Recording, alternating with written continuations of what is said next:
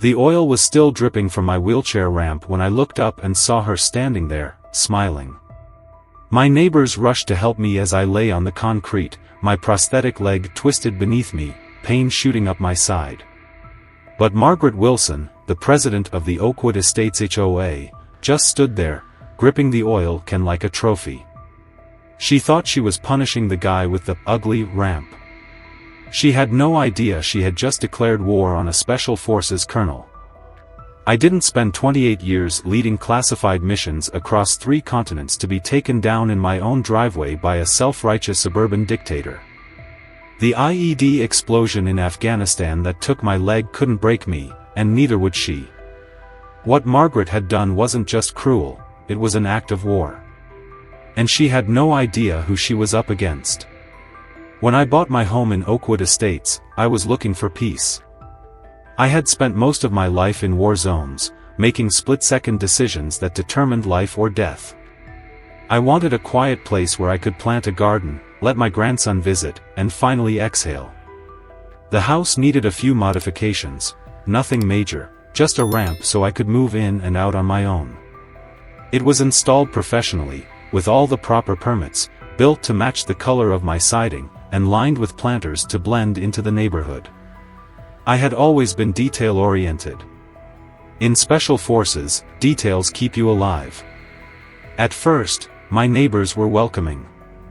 Mrs. Evelyn Carter, an elderly widow across the street, baked me an apple pie the day I moved in. David and Maria Alvarez next door helped me with my lawn while I adjusted to my prosthetic. Several neighbors were veterans themselves, and for the first few months, Oakwood Estates felt like the sanctuary I had been searching for. I should have recognized the warning signs. In hostile territory, there's always a calm before the ambush. And I had let my guard down. The first certified letter arrived exactly 90 days after I moved in. Unauthorized exterior modification, it read in bold letters across the Oakwood Estates HOA letterhead. Remove wheelchair access ramp within 14 days or face daily fines of $100. The signature at the bottom was Margaret Wilson's, HOA president, a pharmaceutical sales manager with a reputation for being ruthless. I was confused at first. I had followed every rule, every regulation. The ramp was fully compliant with ADA specifications, and I had city approval. This had to be a mistake. I called the HOA office and left a message explaining the situation. 3 days later, there was a knock on my door. Margaret stood on my porch in a crisp navy blazer, clipboard in hand, a practiced smile on her lips. Her eyes flicked past me, scanning my home as if evaluating it for hidden flaws. "Mr. Callahan," she said, deliberately omitting my military rank. "While we appreciate your special circumstances, Oakwood Estates has standards to maintain." I kept my expression neutral. "My ramp is fully permitted under ADA guidelines, Miss Wilson. I have all the paperwork to prove it." She barely glanced at the documents I handed her before waving them away. "The ADA doesn't supersede our covenant," she said dismissively. "Besides, there are other options for people in your situation. Perhaps a retirement community would be more suitable." I felt my grip tighten on my chair. "I have no intention of moving," I said evenly. "I fought for this country. I have every right to live here." Something flickered in her eyes, not sympathy, not understanding. Annoyance.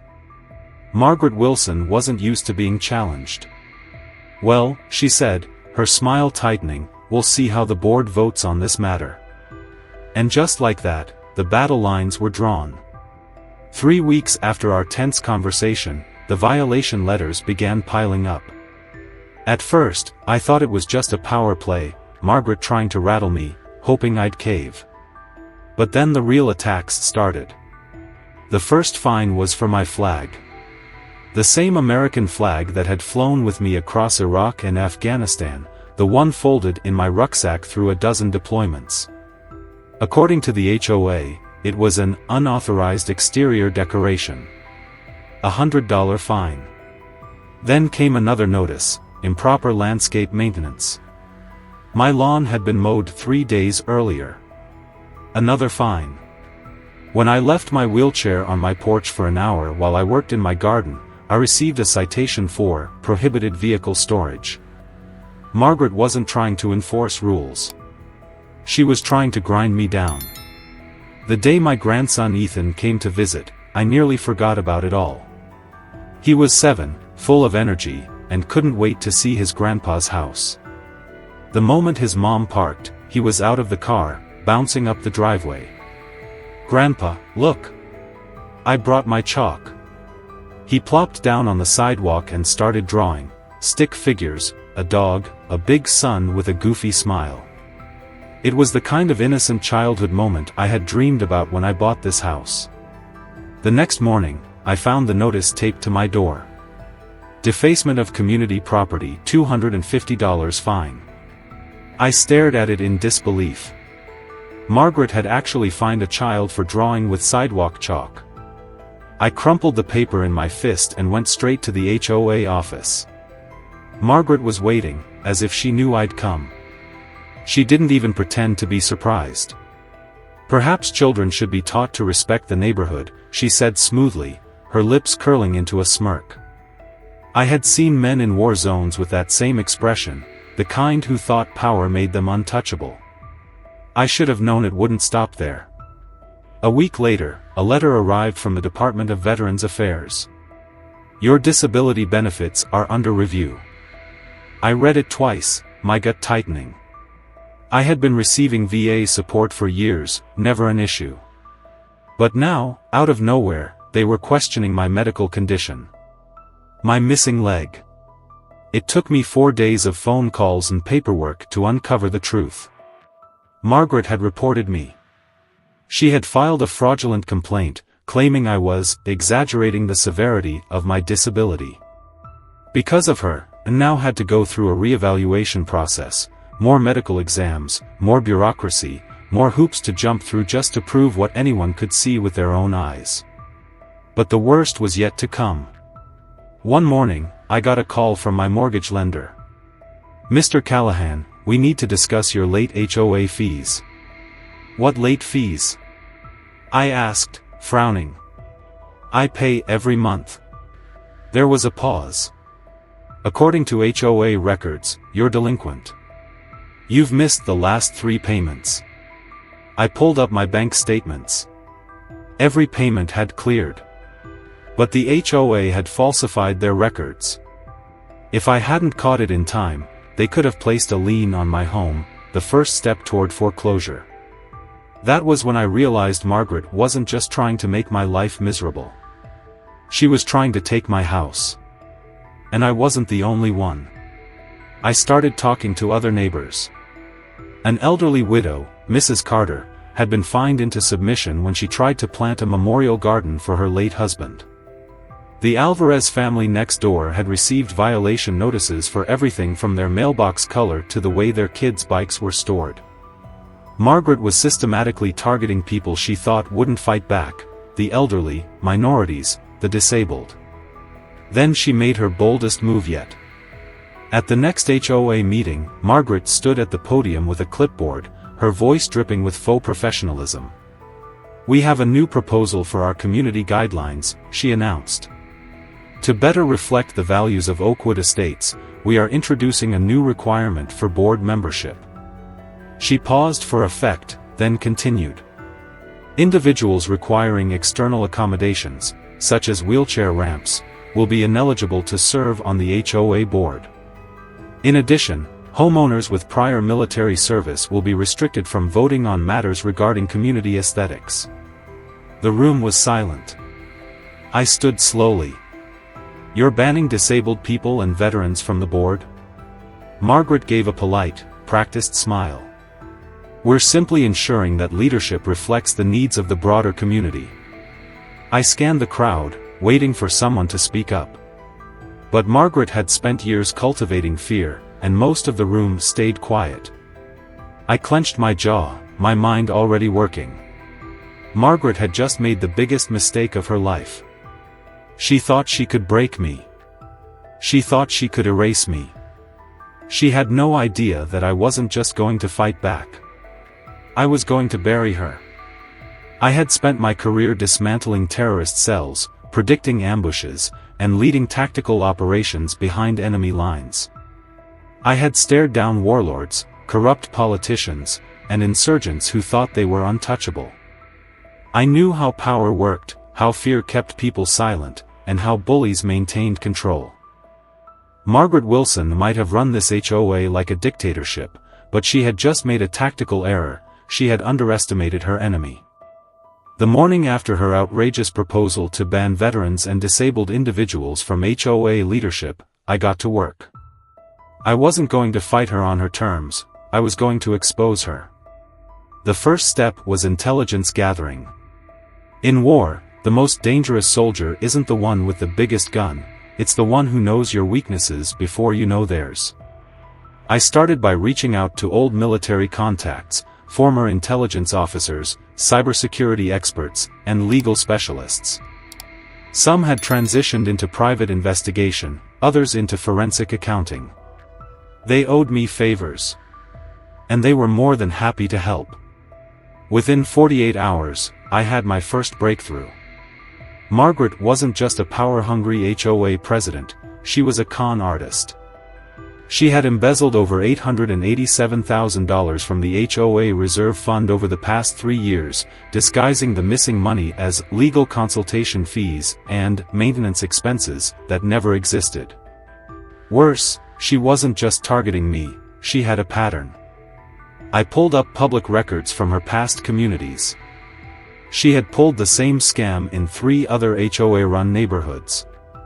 She would push out homeowners she didn't like, manipulate property values, and then help her brother-in-law's investment company buy the foreclosed homes at a fraction of their worth. But that wasn't all. She had called the police on me after I exposed her oil attack, fabricating a report that I had threatened her. I had been interrogated in my own home like a criminal, questioned despite my visible injuries while she played the victim. But now, I had evidence proving who the real threat was. I called Detective Mark Sullivan, the lead investigator assigned to my assault case. He was a Gulf War veteran, and when I told him about Margaret's real estate fraud, his voice went cold. "She's been running this scheme across multiple counties?" he asked. "That's not just HOA corruption. That's organized fraud." He was right. The state attorney general needed to see this. While the legal case was building, I went to work on another front, the community itself. Margaret had kept her power because people were afraid to speak out. I needed to break that silence. I reached out to neighbors one by one, using secure communication channels, encrypted messages, private meetings, anything to keep Margaret from retaliating before we were ready to strike. The floodgates opened. 37 homeowners shared their stories. Families who had been fined into financial ruin. A disabled veteran who had been forced out after she tried to install a wheelchair-accessible entrance. A Latino family who had been harassed over their holiday decorations, fined for hanging lights that were not in keeping with the neighborhood's character. An elderly widow who had been driven out after planting a memorial garden for her late husband. Margaret had used HOA rules as weapons, picking off people she didn't like, forcing them to leave so she could profit. I needed a public reckoning. I called an old friend, Melissa Chong, an investigative journalist I had once helped during her embedded reporting in Afghanistan. She owed me, and when I told her what was happening, she didn't just agree to write a story, she launched a full-scale investigation. She started digging into Margaret's entire history, interviewing homeowners, pulling financial records, and uncovering every shady deal Margaret had ever made. Then came the next strike. A silent veteran protest. I reached out to military support groups, veteran organizations, and advocacy networks. Word spread fast. On a cold Saturday morning, over 200 veterans arrived in Oakwood Estates. Many in wheelchairs. Many with prosthetics. They lined the sidewalks, standing in complete silence, each one holding an American flag. No shouting. No signs. No speeches. Just a line of warriors staring down the woman who had tried to erase them. Margaret stepped out of her house that morning, coffee cup in hand, and froze. She had controlled this neighborhood with fear for years. But now, the fear belonged to her. Cameras flashed. The image of a sea of veterans in wheelchairs, standing in complete defiance of her cruelty, went viral. The story exploded. Melissa's article dropped the same day, exposing everything: her fraud, discrimination, financial crimes, and outright assault on a disabled veteran. By that evening, Oakwood Estates wasn't just a neighborhood under siege, it was national news. Margaret had ruled through intimidation. But she had never faced someone like me before. And I wasn't done yet. The emergency HOA meeting was scheduled for Wednesday night at the Oakwood Estates Community Center. It was supposed to be just another routine meeting, another exercise in Margaret's unchecked power, another session where homeowners sat silently as she steamrolled anyone who dared to challenge her. Not this time. By the time I arrived, the parking lot was overflowing. Residents who had never once attended an HOA meeting were standing in clusters, whispering. Reporters were setting up cameras near the entrance. And standing in quiet formation outside the doors were the same veterans who had lined the street during our silent protest, their presence an unspoken warning. Inside, the board members sat stiffly behind the long table at the front, their usual confidence shaken. Margaret, however, was already seated in her usual spot, posture rigid, her polished nails tapping impatiently against her clipboard. She was wearing that same smug expression, the one she always wore when she knew she was about to humiliate someone. She still thought she was in control. She didn't realize the battle had already been lost. The room fell silent as I wheeled myself forward. I placed a USB drive on the table and looked straight at the board members, speaking in the same even, commanding voice I had used to brief generals in war zones. This drive contains documented evidence of felony assault, hate crime violations, embezzlement, real estate fraud, and illegal HOA practices, I said. Before you make any decisions tonight, I suggest you watch. I turned toward the projection screen as the first clip played. The security footage was damning. There, in high definition, was Margaret sneaking onto my property in the early hours of the morning. She carried the oil canister in her gloved hand, deliberately pouring it across the ramp, ensuring every inch was slick with the invisible hazard. Then, as if satisfied with her work, she stepped back and waited. Just a few hours later, the footage showed me rolling onto the ramp, my wheelchair sliding violently out of control, my body hitting the concrete with sickening force. And then, Margaret, standing nearby, watching, smiling. A gasp rippled through the audience. Margaret shot to her feet. This is a gross misrepresentation. The next clip started. This time, it was financial records. My contacts in forensic accounting had done their job well. Detailed spreadsheets flashed across the screen, showing how over $887,000 had been funneled from HOA accounts into shell companies, companies linked directly to Margaret's brother-in-law. The murmurs in the room turned into angry muttering. Homeowners who had been forced to pay outrageous HOA fees were realizing where their money had gone. Another clip played, an audio recording. Margaret's voice, unmistakable, mocking an elderly widow she had driven out of the neighborhood. Then another recording, her laughing about how she planned to get rid of problem residents. One of the board members, a woman who had always backed Margaret without question, looked physically ill.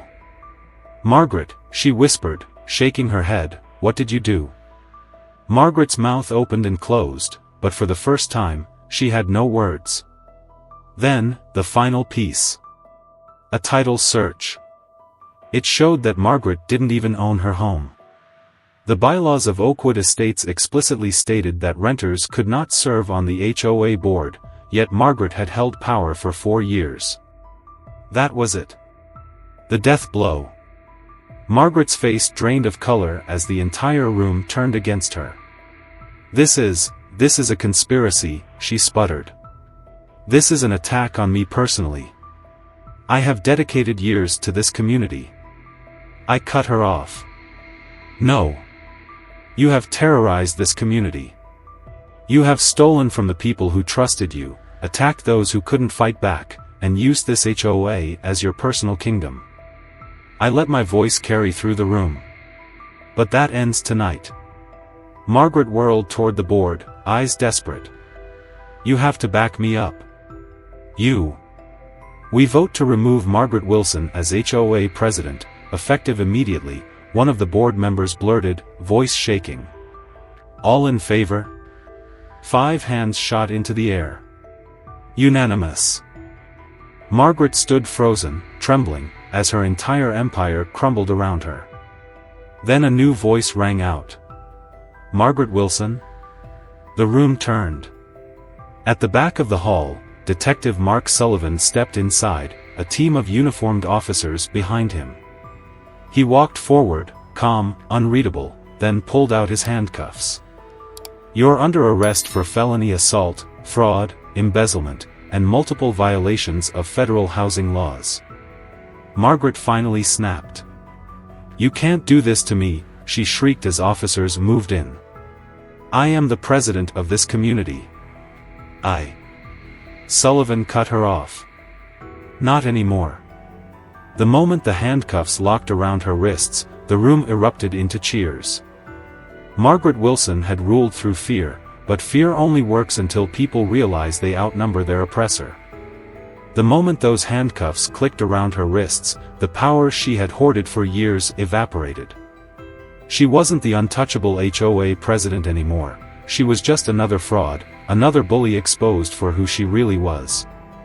The officers led her out through the front doors, past the same veterans she had tried to erase.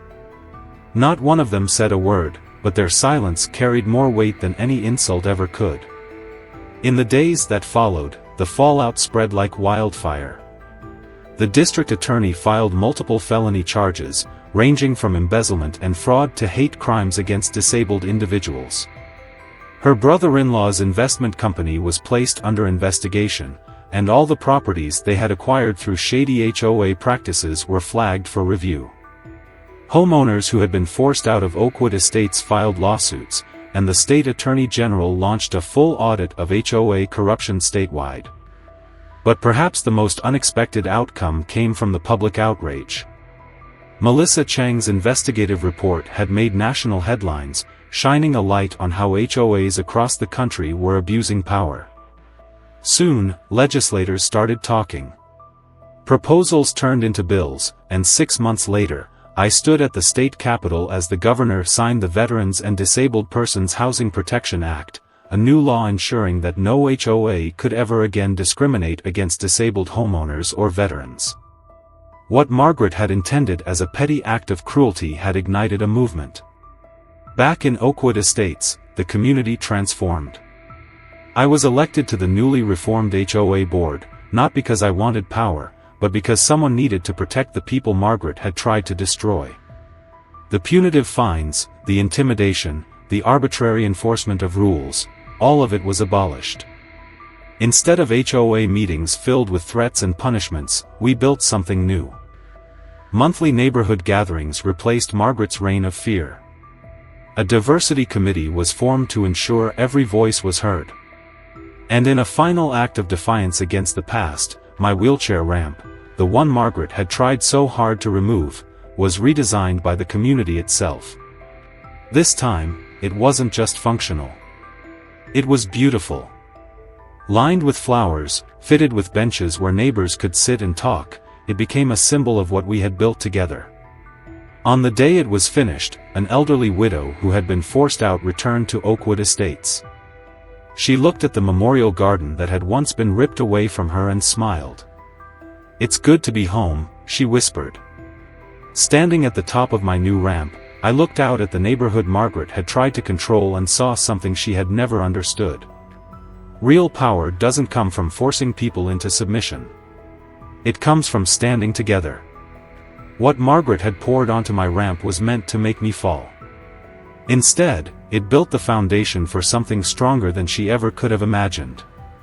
And as I watched the community she tried to break come together, I asked myself, how many other neighborhoods are still living under the rule of an HOA dictator just like her? Have you ever felt powerless against HOA, or Karen, rules? Share your experiences below, let's see who had it worse.